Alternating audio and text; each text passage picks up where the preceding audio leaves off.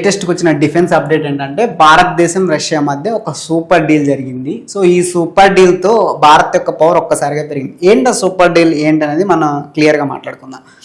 So Bharat Russia గురించి మాట్లాడుకుంటే మన రెండు దేశాల మధ్య ఉన్నది ఓన్లీ స్నేహమే కాదు, సో ఇది అంతకు మించి అని చెప్పుకోవచ్చు. సో రష్యా మనకు అందించిన 1971 టైంలో మనకు అందించిన సహాయం కానీ, భారతదేశం ఈ రీసెంట్గా ఉక్రెయిన్ రష్యా యుద్ధం టైంలో రష్యాకి ఇచ్చిన సపోర్ట్ కానీ చూస్తే మనకి విషయం అర్థమవుతుంది. సో భారతదేశం రష్యా మధ్య ఉన్న స్నేహం ఈనాటిది కాదు, ముఖ్యంగా డిఫెన్స్ రక్షణ విషయంలో రష్యా ఎప్పుడు మనకి అండగా ఉంటూనే వచ్చింది. సో ప్రజెంట్ డీల్ ఏంటంటే ఇప్పుడు మన బంధం రష్యా ఇండియా మధ్య 2 డీల్స్ అయితే జరిగినాయి. ఏంటి ఆ 2 డీల్స్ అంటే ఇప్పుడు ఈ బంధం ఒక కొత్త మలుపు తిరిగింది. ఏంటిది? రష్యా కంపెనీలు మన దేశంతో కలిసి యుద్ధ విమానాలు తయారు చేస్తున్నాయి, ఇదొక డీల్ అయితే.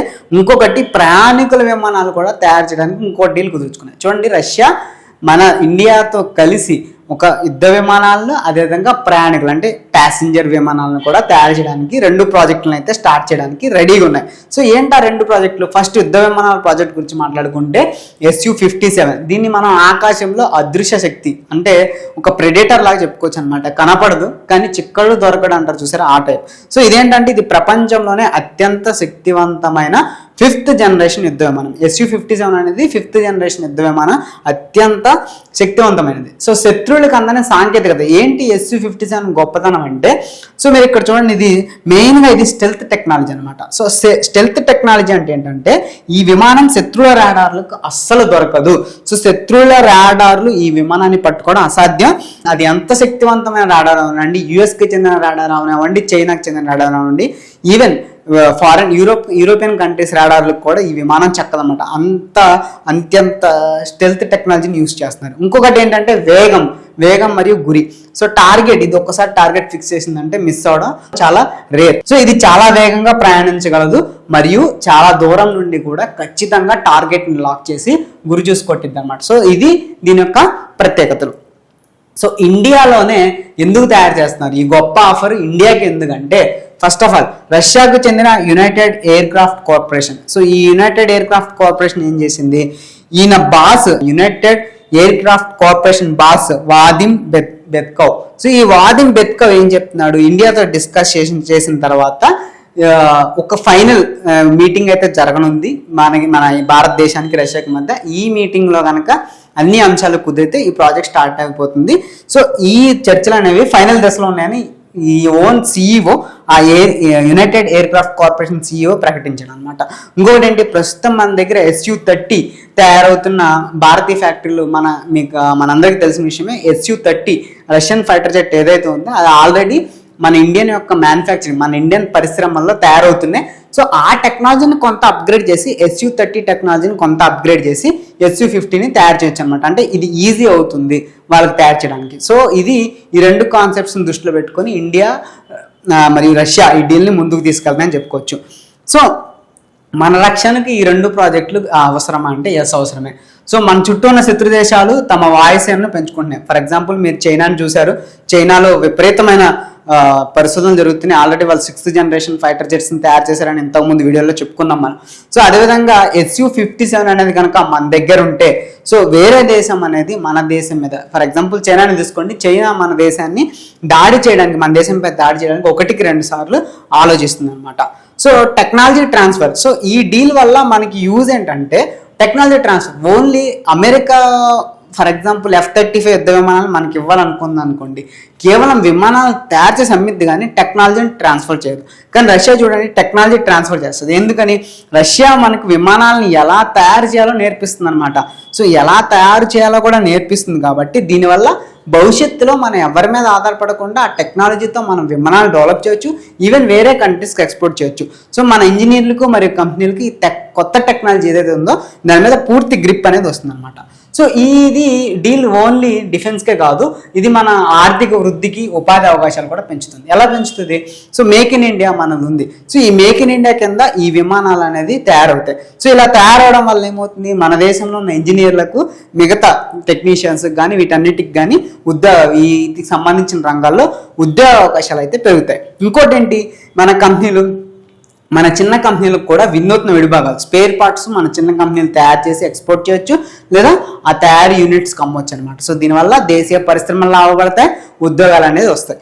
ఇంకా ఫైనల్గా $100 మిలియన్ లక్ష్యం, $100 బిలియన్ లక్ష్యం. ఏంటి ఆ లక్ష్యం అంటే ప్రస్తుతం ఇండో రష్యా వాణిజ్యం అనేది $67 బిలియన్ ఉంది.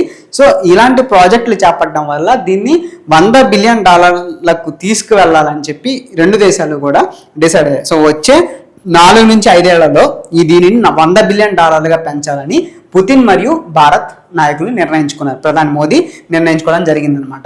సో సామాన్యుడికి ఇంకో రెండో ప్రాజెక్ట్ చెప్పుకుందాం. సో ఇప్పుడు దాకా ఫైటర్ జెట్ ప్రాజెక్ట్ అయింది. ఇప్పుడు రెండో ప్రాజెక్ట్ ఏంటి? రష్యా మనకి ప్యాసింజర్ విమానాలను కూడా తయారు చేస్తుందని చెప్పుకున్నాం కదా. సో దీని సామాన్యుడి ప్రయాణం అనేది ఈజీ అవుతుంది. ఎలా ఈజీ అవుతుంది? రష్యా ఏం చేస్తుందంటే మనకి IL-114-300, సో ఇది అదేవిధంగా సూపర్ జెట్ 100, ఇవి రెండు కూడా సూపర్ జెట్ 100, IL-114-300 ఈ రెండు కూడా ప్యాసింజర్ విమానాలు. సో అంటే బోయింగ్ ఎలాగో ఒక కంపెనీయో విమానాల తయారీ కంపెనీ, రెండు కూడా అంతే అనమాట. సో ఈ రెండింటిని కూడా ఇండియాలో రష్యా అనేది డిస్ప్లే చేసింది, అంటే ప్రదర్శించింది మొన్న ఎయిర్ షోలో. సో ఈ రెండింటిని ఇప్పుడు ఇండియాలోనే డెవలప్ చేయాలని రష్యా డిసైడ్ అయింది. అంటే ఏంటి? చిన్న పట్టణాల్లో మనకి ఎయిర్పోర్ట్లు పెరుగుతున్నాయి. రీసెంట్గా భోగాపురం ఎయిర్పోర్ట్ కూడా మనకి ఓపెన్ అయింది. సో తక్కువ దూరానికి కూడా చాలా మంది ఫ్లైట్ జర్నీ తొందరగా అంటే ఫాస్ట్గా అయిపోతుందని ఫ్లైట్ జర్నీ చేస్తున్నారు. ఈ టైంలో ఏంటి? మనకి ఫ్లైట్స్ అనేవి పెరగాలి, లేకపోతే ఎలాంటి ప్రాబ్లమ్స్ వస్తాయి? ఇండిగో లాంటి సంక్షోభం వస్తుంది. సో ఆ సంక్షోభాన్ని ముందుగానే ఫ్యూచర్లో ఇలాంటివి తలెత్తకుండానే గవర్నమెంట్ ఏం చేసింది? రష్యాతో ఒక డీల్ కుదుర్చుకుంది. ఇందులో భాగంగా ఏంటంటే రష్యా ఈ 2 రకాల ప్యాసింజర్ విమానాలను భారత్లో తయారు చేస్తుంది. సో ఎందుకు రష్యానే మనం ఎంచుకున్నామంటే రష్యా చాలా తక్కువ ఖర్చులో ఈ ఫ్లైట్స్ని తయారు చేస్తున్నామంటే. సో ఈ విమానాలు చాలా తక్కువ ఖర్చుతో నడుస్తాయి, మన దేశంలో తయారైతే వీటి యొక్క మెయింటెనెన్స్ తగ్గుతుంది. ఫర్ ఎగ్జాంపుల్ బోయింగ్ అనుకోండి, మనం US నుంచో జర్మనీ నుంచో ఇంపోర్ట్ చేసుకోవాలి, అక్కడి నుంచి తెచ్చుకోవాలి కొనుక్కొని. కానీ రష్యా ఇక్కడే తయారు చేస్తుంది కాబట్టి వీటి యొక్క మెయింటెనెన్స్ తక్కువ ఉంటుంది, ఖర్చు తక్కువ ఉంటుంది, ధరలు కూడా చాలా తక్కువగా ఉంటాయి.